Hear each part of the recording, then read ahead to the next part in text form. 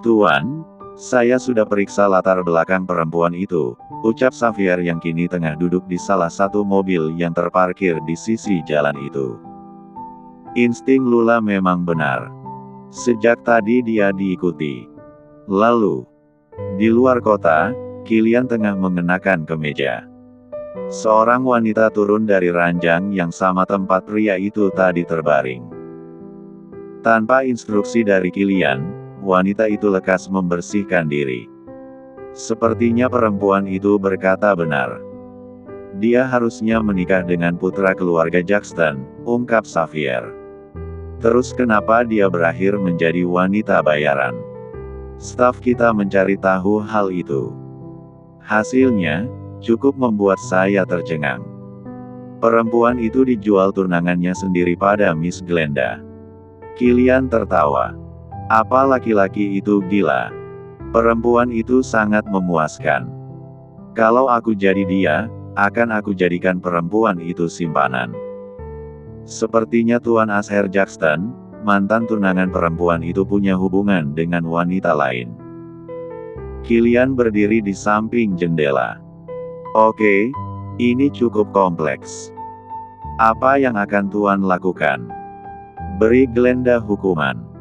Aku tidak terima dia bawa sembarangan wanita ke kamarku.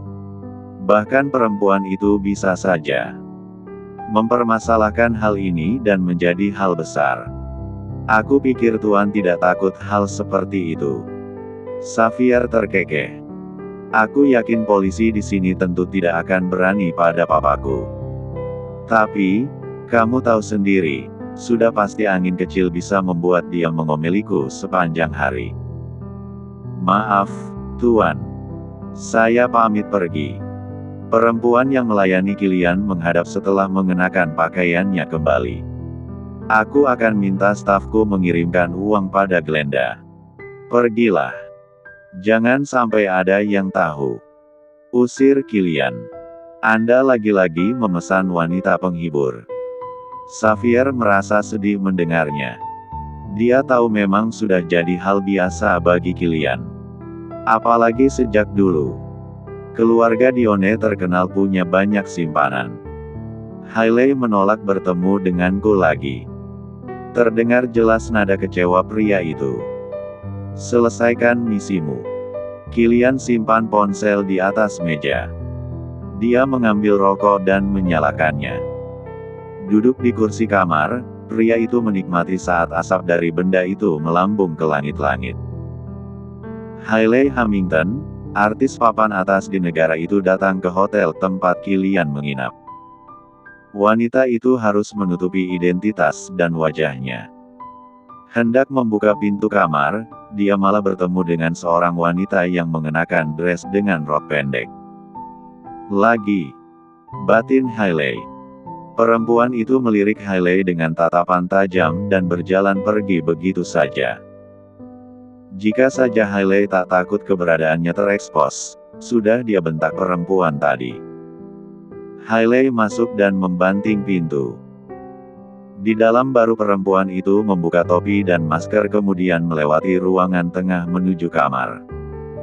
Apa kamu enggak tahu artinya sabar? Bentak Hailey. Kilian sama sekali tak mengalihkan tatapannya. Tetap dia hanya melihat kendaraan yang berlalu lalang. Kamu sendiri yang bilang. Daripada mengganggumu, lebih baik aku bayar wanita yang mau tidur denganku. Fine, aku yang salah soal itu. Lalu, kapan kamu bisa menghamili salah satu dari mereka? Tentu Hailey tahu, alasan dia bisa menikah dengan Kilian adalah saat di mana seorang wanita melahirkan bayi kembar untuk kekasihnya itu. Hailey sendiri tak paham. Kenapa bisa kejadian aneh seperti ini terjadi? Dia sudah melakukan tes kesuburan. Hasilnya normal. Namun, berkali-kali berhubungan badan dengan Kilian, perempuan itu tak bisa hamil. Pulang kerja, Lula merasakan seluruh kakinya seperti diinjak dinosaurus. Bahkan saat tidur pun merasa tak nyaman. Beberapa kali Lula oleskan salep panas. Lumayan terasa, Tetap saja hasilnya tak maksimal. Setelah berjuang menutup mata sambil mendengarkan musik klasik, akhirnya Lula bisa tidur dengan nyenyak. Awalnya semua hanya terlihat gelap. Lula melihat rumah yang sangat besar. Bahkan Lula harus mendongak hanya untuk melihat ujung atas pintu. Tiba-tiba benda itu terbuka. Seorang pelayan membungkuk dan meminta Lula untuk masuk. Awalnya Lula agak ragu. Karena rasa penasaran, dia masuk ke dalam. Dia bisa mendengar suara langkahnya sendiri. Ruangan tengahnya begitu luas. Ada patung-patung malaikat dengan lukisan aliran klasikisme. Di salah satu lukisan terlihat seorang wanita berpakaian seperti ratu zaman Tudor. Wanita itu seperti tengah menjatuhkan diri ke danau besar yang di depannya ada istana besar. "Apa itu danau mercusuar?" tanya Lula pada pelayan di depannya. "Benar. Apa Anda kenal wanita itu?" Pelayan malah bertanya kembali. "Tidak." Lula menggelengkan kepala. "Mari ikut saya." Lula naik ke tangga melingkar yang sangat lebar. Bahkan terlihat pola marmer natural di setiap anak tangganya. "Ini rumah siapa?" Pelayan tadi tidak menjawab. Lula ditunjukkan sebuah pintu. Ukuran tak sebesar yang utama, tapi sama-sama memiliki 2 daun dan berwarna coklat tua. Lula dorong pintu itu. Dia kini ada di dalam sebuah ruangan. Ada lukisan seorang lelaki di sana. Wajahnya kayak familiar, batin Lula. Dia mencoba mengingat-ingat. Dia laki-laki brengsek itu. Lukisannya mirip dengan orang yang merenggut keperawanan Lula. Hanya saja di sana laki-laki itu mengenakan pakaian kerajaan yang sangat mewah. Bahkan mahkota di kepala. "Lula Bi," panggil seseorang. Lula berbalik, tak ada siapapun di sana. Bahkan pelayan tadi tak terlihat di luar pintu. "Halo. Siapa itu?" tanya Lula dengan rasa penasaran. Dia berjalan ke arah pintu. Bisa terdengar suara tawa anak-anak. Lula merasa sekujur tubuhnya merinding. "Kalian semua pembunuh." Suara seorang wanita dewasa terdengar dari lantai bawah. Lula lari dan mengintip di mezanin. Dia melihat seorang wanita yang kedua tangannya diikat tali. Perempuan itu dipukul dengan kayu di bagian kepala hingga jatuh terjungkal dan pingsan. Lula menutup mulut dengan salah satu telapak tangan. "Apa yang aku lihat barusan? Apa itu nyata atau mereka lagi main film? Kenapa pakaian mereka kayak gitu?" tanya Lula dalam hati. Dia merangkak menjauh, hendak mencari tempat sembunyi. Tiba-tiba dia melihat kaki dan sebuah tongkat. Lula mendongak. Pria dengan janggut dan kumis panjang tersenyum ke arahnya. "Bangunlah, Yang Mulia." Lula berdiri. Dia langsung membuat posisi waspada. "Kakek siapa? Dalam kandunganmu akan hadir keturunan yang dinanti keluarga ini. Kamu akan dimandikan dengan kekayaan. Selamat, Nak." Lelaki tua itu menunjuk perut Lula.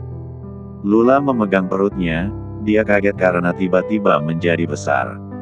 "Aku gak lagi hamil," teriak Lula hingga terbangun dari mimpi. Lula melihat Bella sudah duduk di sampingnya. Wanita itu mengusap kening Lula. "Kamu baik-baik aja?" tanya Bella heran. Lula anggukkan kepala. "Bella, aku mimpi buruk." Lula bangun dan memeluk sahabatnya. "Aku bawain minum, iya?" tawar Bella. Perempuan itu meninggalkan Lula di kamar sejenak. Saat memegang kepala, Lula bisa merasa rambutnya sampai basah oleh keringat. Tak lama Bella kembali membawa segelas air putih. Lula teguk isinya sampai habis. "Aku takut banget." "Kamu teriak manggil, anakku, sampai beberapa kali. Udah coba aku guncang, tetap aja gak bangun-bangun," cerita Bella. "Bella, ada surat punya kamu." Seseorang memberikan Bella surat yang dimasukkan dalam amplop tanpa perekat. Dari siapa ini? Manajer, jawab lelaki yang menjadi ketua timnya. Bella raih surat itu. Sedang lelaki tadi kembali ke tempatnya. Perlahan tangan Bella membuka lembaran kertas. Blue Lake hari itu sedang terasa panas. Bella sengaja membuka blazer dan menyimpan dengan cara menyampirkan ke kursi kerjanya. Kini mata Bella membaca dengan saksama isi surat. Gajiku dipotong. Bella merasa lemas. Dia ingin protes, tapi sadar diri dengan apa yang terjadi sebelumnya. Bel berbunyi, tanda karyawan diberikan waktu istirahat dan diizinkan untuk keluar ruangan. Bella berjalan dengan wajah menunduk. Rasanya kerja di sini pun terasa malas. Tak ada Lula yang menjadi teman berbicara. Turun ke kantin, Bella hanya membeli sebuah roti. Makanan itu berbentuk bulat dengan taburan biji wijen di atasnya. Sedang di dalam terisi oleh bubuk keju dan coklat. Kamu dengar rumor soal manajer yang dipecat gara-gara jual diri? Bisik salah satu karyawan yang mejanya di samping Bella. Kenapa memang? Tanya rekan yang lain. Aku dengar, katanya dia sempat mencuri barang-barang milik Tuan Jackson. Benarkah? Iya, sebelum hilang dia mengosongkan apartemen dan menjual barangnya.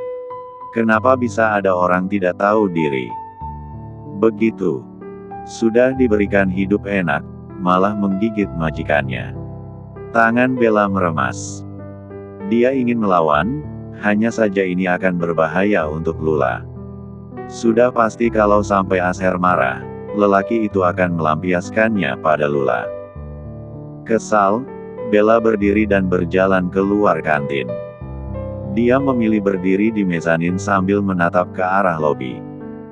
Di sini, Bella tidak akan mendengarkan apa yang orang lain bicarakan.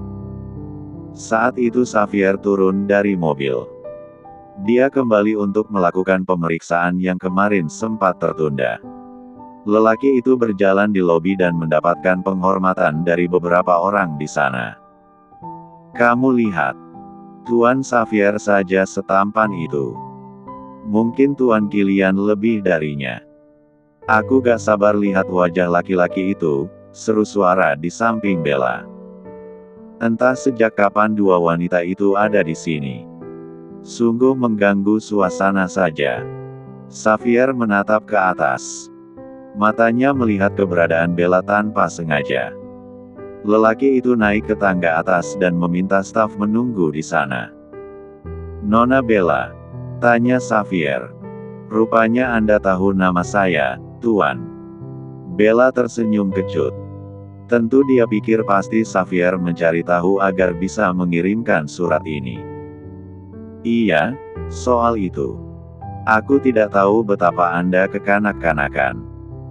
Padahal saya sudah meminta maaf, tapi Anda malah sengaja melakukan ini pada saya. Anda bicara apa? Xavier bingung. Tentangku yang bersikap tidak sopan beberapa waktu lalu. Perlukah sampai harus mengurangi pendapatan saya? Apa dengan itu lantas kerja keras saya tidak dihitung? Tegur Bella. Nona, Bella sepertinya Anda salah paham. Xavier hanya bisa menyimpulkan kalau Bella mendapatkan hukuman atas kejadian itu. Namun, Xavier hanya ingin tahu tentang Lula. Baca saja sendiri. Bella meraih tangan Xavier dan menyimpan surat itu di telapaknya. Kemudian pergi begitu saja. Tunggu, Nona. Panggil Xavier. Namun, Bella langsung naik ke atas lift. Xavier ingin mengejar. Hanya saja melihat jam di dinding, dia sadar waktu sudah terbuang percuma. Xavier turun menemui staf lain dan mengajak naik ke lantai atas untuk menemui general manajer perusahaan ini. Selamat datang, Tuan Xavier, sapa Asher Jackson. Pria itu yang bertanggung jawab pada seluruh divisi Departemen Keuangan di sini. Asher memang sekretaris, tapi posisinya diberikan otoritas penuh hingga menempati posisi setara direktur. Hal ini dilakukan keluarga Dione agar Xavier leluasa melakukan pengawasan pada perusahaan untuk melindungi Kilian. Terima kasih Tuan Jackson. Saya tidak menyangka disambut begini. Sudah ada banyak makanan terhidang di atas meja. Mana mungkin saya bersikap tak acuh pada orang yang punya hubungan yang sangat dekat dengan Tuan Kilian. Itu sama saja saya tidak menghormati beliau. Asher dan Xavier duduk saling berhadapan. Saya dengar tentang tunangan Anda. Itu hanya saya anggap lelucon. Apapun itu, harusnya atasan bisa mencegah skandal tersebar benar. Itu sama saja menjatuhkan reputasi perusahaan. Saya akan hentikan berita di luar sana, segera. Xavier menggeleng. Itu sudah sangat terlambat, Tuan Jackson. Monsieur melihat penurunan laba cukup signifikan. Kalau beliau menemukan sumber awal berita ini, pasti orang itu tidak akan bisa tidur nyenyak. Xavier memberikan ancaman halus. Iya. Asher merasakan serak di tenggorokan. Itu semua karena mantan tunangan saya. Kalau saja dia bisa. Apa dia seorang artis hingga ada orang membuntutinya?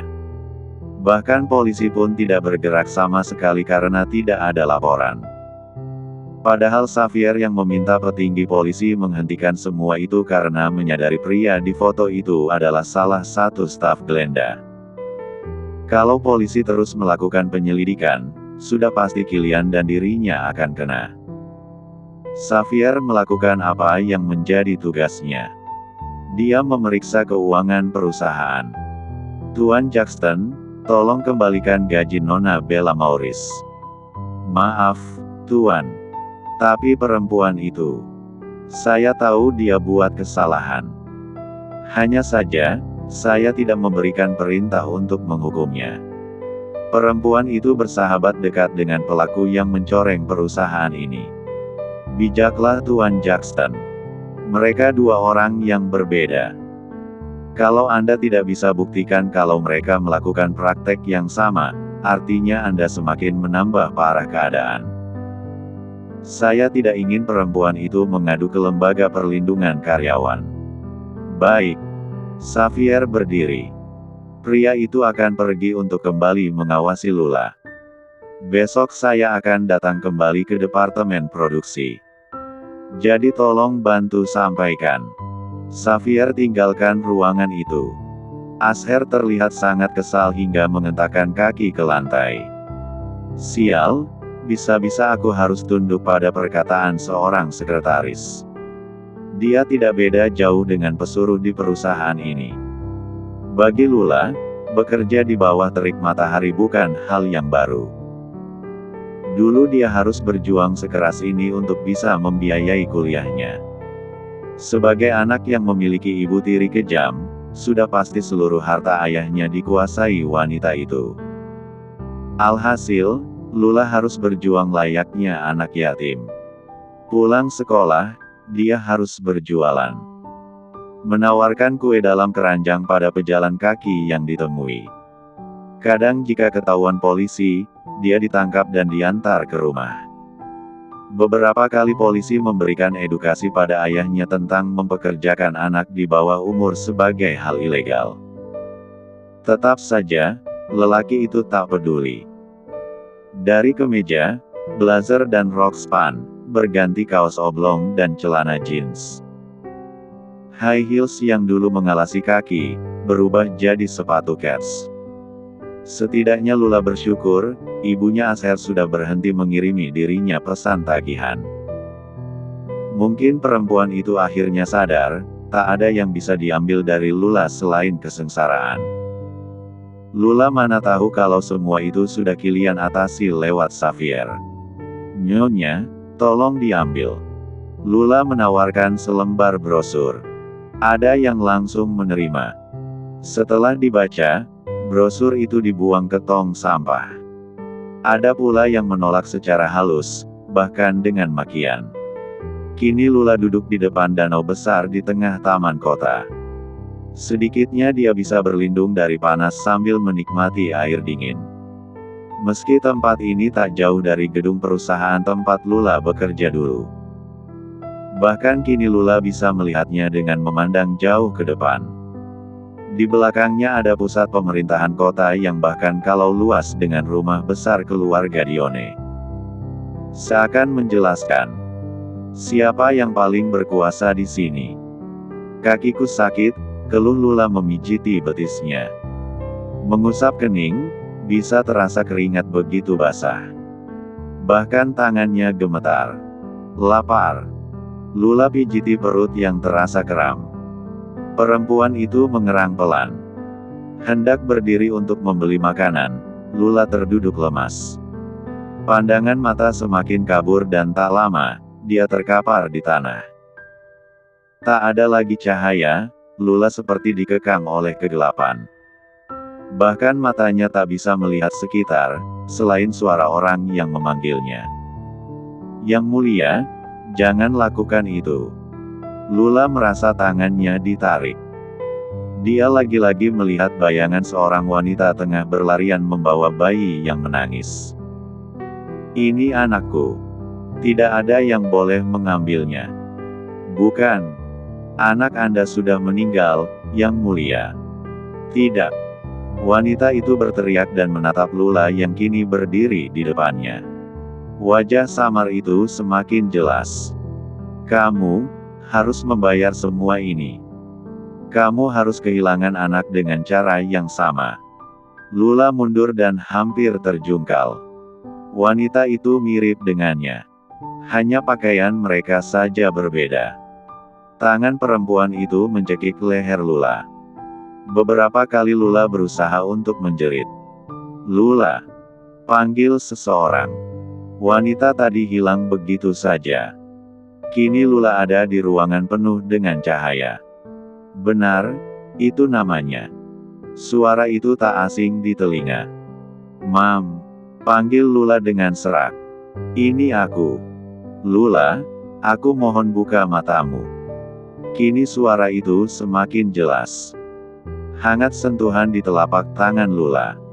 Perlahan dia membuka mata. Bella. Terka Lula. Iya. Ya Tuhan, apa yang terjadi padamu, Lulabi? Bella usap kening Lula dengan wajah cemas. Aku tidak ingat. Lula bahkan merasa tak kuat saat mengangkat tangan. Ada selang yang ikut bergerak saat tubuhnya berusaha bergeser. Aku diinfus. Perut kamu kosong. Padahal tadi pagi sudah sarapan, kan? Apa kamu lupa makan siang? Tapi kamu memang tak suka makan siang.